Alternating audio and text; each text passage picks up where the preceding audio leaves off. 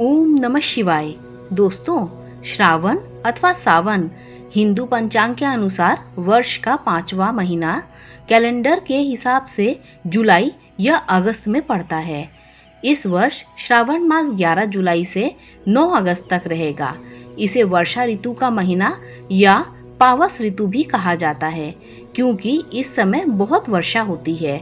इस माह में अनेक महत्वपूर्ण त्योहार मनाए जाते हैं, जिसमें हरियाली तीज, रक्षाबंधन, नाग पंचमी आदि प्रमुख हैं। श्रावण पूर्णिमा को दक्षिण भारत में नारियली पूर्णिमा व अवनी अवितम, मध्य भारत में कजरी पूनम, उत्तर भारत में रक्षाबंधन और गुजरात में पवित्रोपना के रूप में मनाया जाता है। त्योहारों की विविधता ही तो भारत की विशिष्टता की पहचान है। श्रावण यानी सावन मास में भगवान शिव की आराधना का विशेष महत्व है। इस माह में पड़ने वाले सोमवार सावन के सोमवार कहे जाते हैं, जिनमें स्त्रियां तथा विशेष तौर पर कुंवारी युवतियां भगवान शिव के निमित्त व्रत आदि रखती हैं। महादेव को प्रिय सावन। सावन के बारे में एक पौराणिक कथा है कि जब सनत कुमारों ने भगवान शिव से उन्हें सावन महीना प्रिय होने का कारण पूछा, तो भगवान भोलेनाथ ने बताया कि जब देवी सती ने अपने पिता दक्ष के घर में योग शक्ति से शरीर त्याग किया था, उससे पहले देवी सती ने महादेव को हर जन्म में पति के रूप में पाने का प्रण किया था। अपने दूसरे जन्म में देवी सती ने पार्वती के नाम से हिमाचल और रानी मैना के घर में पुत्री के रूप में जन्म लिया। पार्वती ने युवावस्था के सावन महीने में निराहार रहकर कठोर व्रत किया और शिव को प्रसन्न कर उनसे विवाह किया, जिसके बाद ही महादेव के लिए यह विशेष हो गया। इसके अतिरिक्त एक अन्य कथा के अनुसार मरकुंडू ऋषि के पुत्र मार्कंडेय ने लंबी आयु के लिए सावन मास में ही घोर तप कर शिव की कृपा प्राप्त की थी, जिससे मिली मंत्र शक्तियों के सामने मृत्यु के देवता यमराज भी नतमस्तक हो गए थे। भगवान शिव को सावन का महीना प्रिय होने के अन्य कारण यह भी है कि भगवान शिव सावन के महीने में पृथ्वी पर अवतरित होकर अपने ससुराल गए थे और वहां उनका स्वागत अर्घ्य और जल अभिषेक से किया गया था। माना जाता है कि प्रत्येक वर्ष सावन माह में भगवान शिव अपने ससुराल आते हैं। भूलोकवासी के लिए शिव कृपा पाने का यह उत्तम समय होता है। पौराणिक कथाओं का वर्णन आता है कि इसी सावन मास में समुद्र मंथन किया गया था। समुद्र मंथने के बाद जो हलाहल विष निकला, उसे भगवान शंकर ने कंठ में समाहित कर सृष्टि की रक्षा की, लेकिन विषपान से महादेव का कंठ नील वर्ण हो गया। इसी से उनका नाम नीलकंठ महादेव पड़ा। विष के प्रभाव को कम करने के लिए सभी देवी देवताओं ने उन्हें जल अर्पित किया। इसीलिए शिवलिंग पर जल चढ़ाने का खास महत्व है। यही वजह है कि श्रावण मास में भोले को जल चढ़ाने से विशेष फल की प्राप्ति होती है। शिव पुराण में उल्लेख है कि भगवान शिव स्वयं ही जल हैं, इसीलिए जल से उनकी अभिषेक के रूप में आराधना का उत्तमोत्तम फल मिलता है, जिसमें कोई संशय नहीं है। शास्त्रों में वर्णित है कि सावन के महीने में भगवान विष्णु योग निद्रा में चले जाते हैं, इसीलिए ये समय भक्तों, साधु संतों सभी के लिए अमूल्य होता है। यह 4 महीनों में होने वाला एक वैदिक यज्ञ है, जो एक प्रकार का पौराणिक व्रत है, जिसे चौमासा भी कहा जाता है।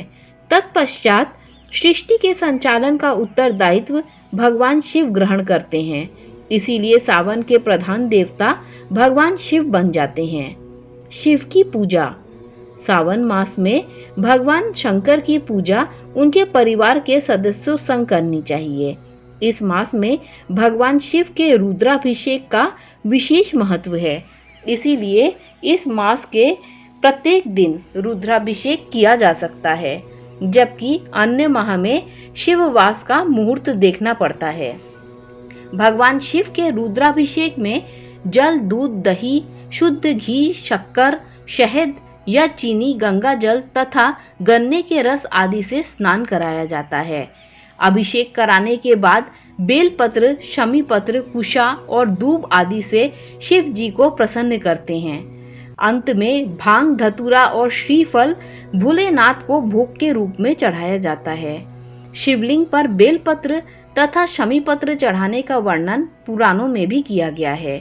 बेलपत्र भोलेनाथ को प्रसन्न करने के लिए शिवलिंग पर चढ़ाया जाता है। कहा जाता है कि आँख का एक फूल शिवलिंग पर चढ़ाने से सोने के दान के बराबर फल मिलता है।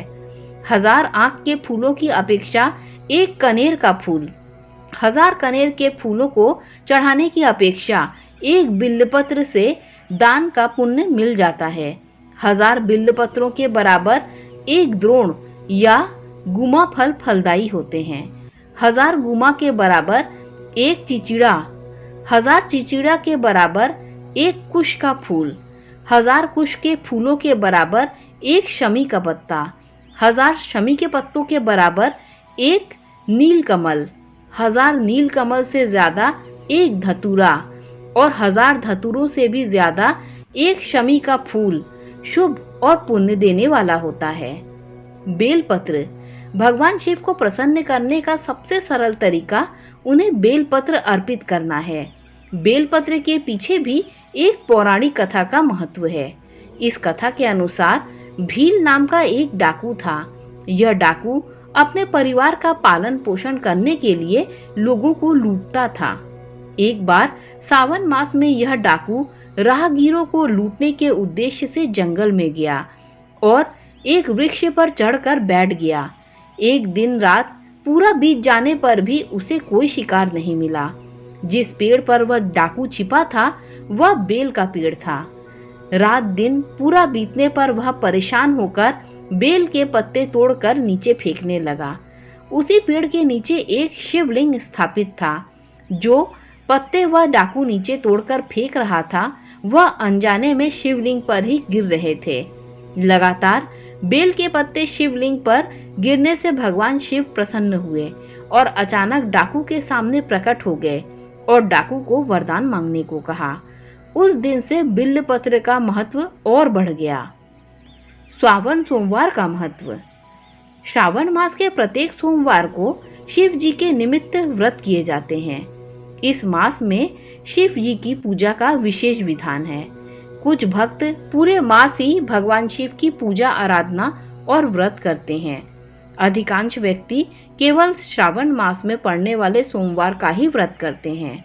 श्रावण मास के सोमवारों में शिव के व्रतों की पूजा और शिव जी की आरती का विशेष महत्व है। शिव जी के ये व्रत शुभ फलदायी होते हैं। इन व्रतों को करने वाले सभी भक्तों से भगवान शिव बहुत प्रसन्न होते हैं। यह व्रत भगवान शिव की प्रसन्नता के लिए किए जाते हैं। व्रत में भगवान शिव का पूजन करके एक समय ही भोजन किया जाता है। व्रत में भगवान शिव और माता पार्वती का ध्यान कर शिव पंचाक्षर मंत्र का जप करते हुए पूजन करना चाहिए। सावन के महीने में सोमवार महत्वपूर्ण होता है। सोमवार का अंक 2 होता है जो चंद्रमा का प्रतिनिधित्व करता है। चंद्रमा मन का संकेतक है और वह भगवान शिव के मस्तक पर विराजमान है। चंद्रमा मनसो जाता यानी चंद्रमा मन का मालिक है और उसके नियंत्रण और नियमन में उसका अहम योगदान है। यानी भगवान शंकर मस्तक पर चंद्रमा को नियंत्रित कर उसके उक्त साधक या भक्त के मन को एकाग्रचित कर उसे अविद्या रूपी माया के मोह पाश से मुक्त कर देते हैं। भगवान शंकर की कृपा से भक्त त्रिगुणातीत भाव को प्राप्त करता है और यही उसके जन्म मरण से मुक्ति का मुख्य आधार होता है। कांवर ऐसी मान्यता है कि भारत की पवित्र नदियों के जल से अभिषेक किए जाने से शिव प्रसन्न होकर भक्तों की मनोकामना पूरी करते हैं। कांवर संस्कृत भाषा के शब्द कावारथी से बना है। यह एक प्रकार की बहंगी है जो बांस की फट्टी से बनाई जाती है।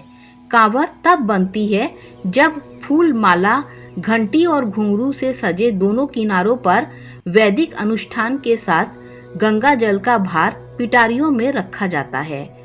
धूप दीप की खुशबू, मुख से बोल बम का नारा, मन में बाबा एक सहारा। माना जाता है कि पहला कांवड़िया रावण था। श्री राम ने भी भगवान शिव को कांवर चढ़ाई थी। हरियाली तीज, सावन का महीना प्रेम और उत्साह का महीना है।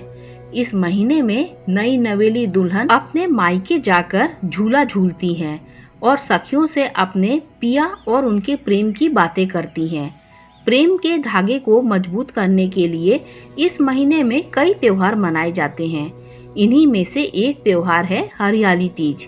यह त्योहार हर साल श्रावण मास में शुक्ल पक्ष की तृतीया को मनाया जाता है।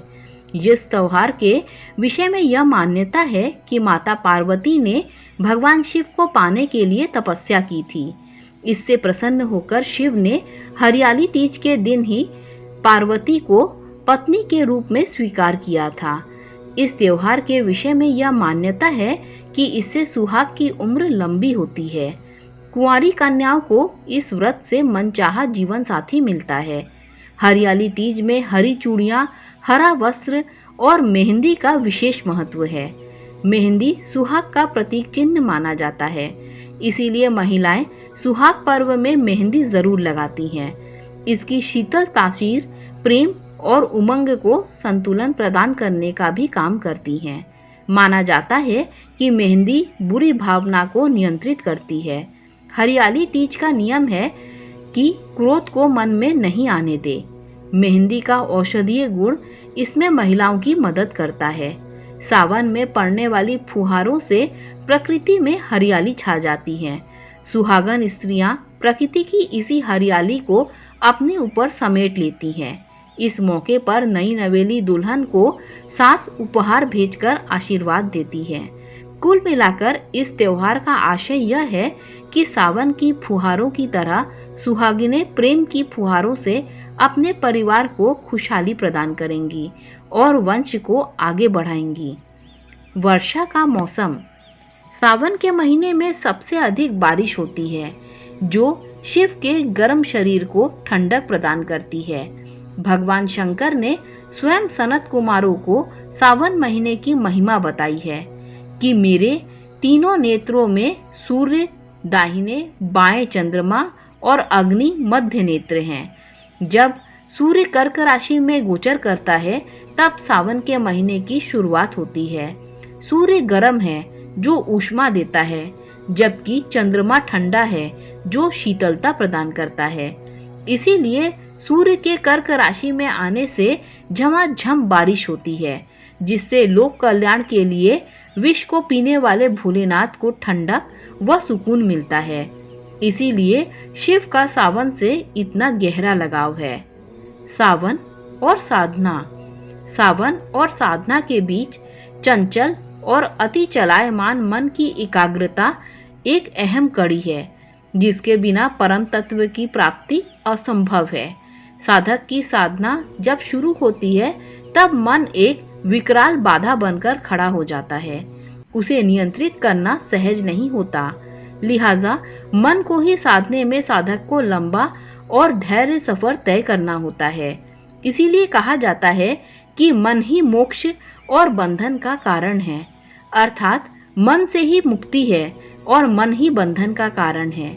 भगवान शंकर ने मस्तक में ही चंद्रमा को दृढ़ कर रखा है, इसीलिए साधक की साधना बिना किसी बाधा के पूर्ण होती है। दोस्तों, अगर आपको ये वीडियो अच्छी लगी हो तो लाइक शेयर सब्सक्राइब कीजिए। Thanks for watching this video. ओम नमः शिवाय।